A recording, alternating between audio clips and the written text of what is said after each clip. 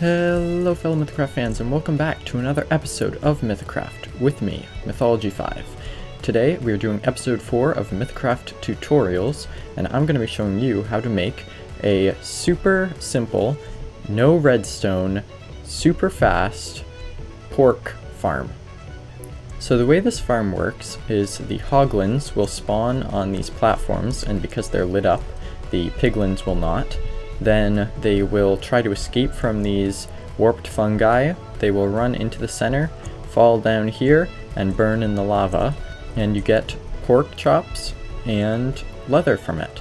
So those are very useful items, obviously, and you can easily just stack more of these on top of each other and put more next to each other and stuff too, and just make a whole ton of them if you want to get it super fast. So I'm going to do some AFKing real quick to show you how much we get, and then I'll be back with a tutorial on how to build it.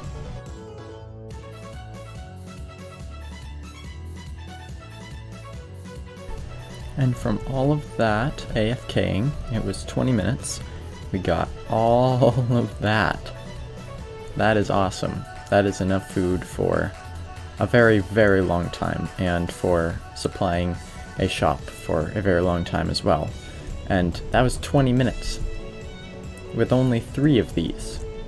Imagine if you had like a bunch more of those and then just all of it funneling into this. You'd get so many in 20 minutes. You'd get like a ton. So as you can see, yeah, this farm is super effective. So to build this farm, you're going to want to make platforms like this. So you want the warped fungi to be out here with 6 blocks between it and the trapdoor on each side, and then you want the dirt as a platform around it with just the angles that you can see here. And then you want torches on these so that piglins won't spawn, and then you put in the trapdoors in here and make sure they're open, obviously, and that's pretty much it. You just do that on each of them. Make sure to have a warped fungi or warped fungus on each corner, and that's pretty much it for these spawning platforms. Then down here you're going to want to have a box like this. It doesn't have to be glass. I just made it glass so that I could make sure they were actually doing what I thought they were in there, and they were. Then you have, so between the lowest one, you want to have 1 block down, then you want to have a layer of lava, and then slabs, bottom slabs, and then the hoppers at the bottom facing into these chests. And that'll just collect it all, and that's pretty much it. The farm is super simple design. The only thing that's going to be annoying about it is just placing all the dirt and stuff.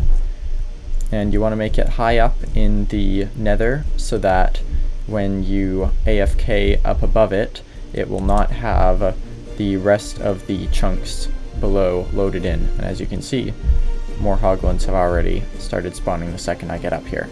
It's a really fast farm, and definitely super good for if you want to just get food for a couple months.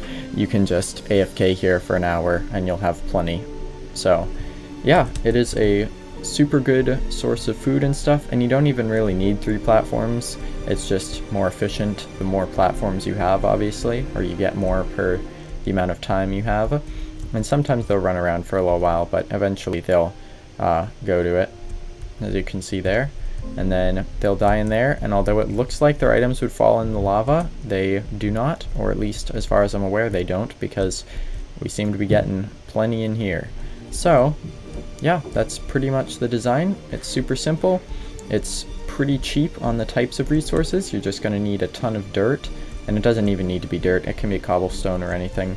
It just has to be like a normal kind of block, and then you just need to have the fungi on the edges, so I think they need to be on dirt or something similar to that, or netherrack, obviously.